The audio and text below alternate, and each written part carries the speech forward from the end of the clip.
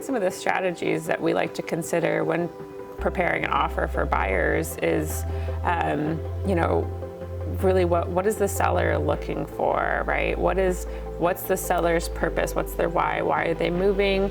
What are they looking for in an offer? Do they need rent back? Are contingencies a big deal to them? And then also our strategies on our side is understanding the inspections, hopefully, that were fronted up front.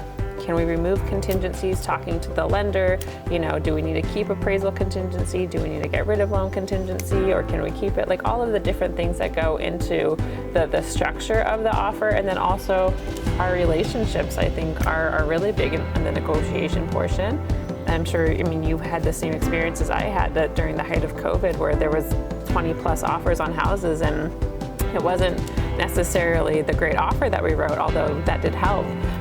But it was also our great relationships that we had with the listing agents at the time that really helped secure, because the agents knew we were going to get the job done. So the bottom line is we know the local agents and we communicate well with them, which allows us to craft a winning offer.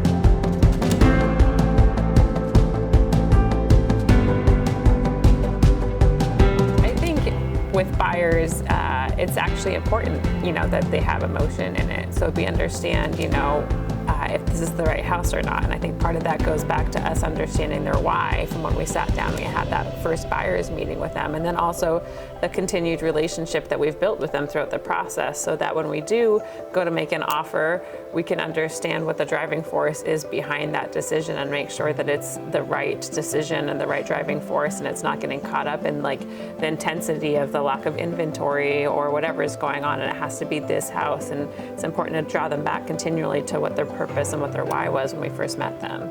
Yeah, it's important to also let them know that having and experiencing this range of emotions that buyers will go through during the purchasing process is normal. And validating them for that, because I think a lot of times they feel like, they're the odd one, having this experience when it's quite normal. And so by getting them to refocus on their goals and making sure they're sticking to their budget and what their original intention was is really important, just bringing them back to center.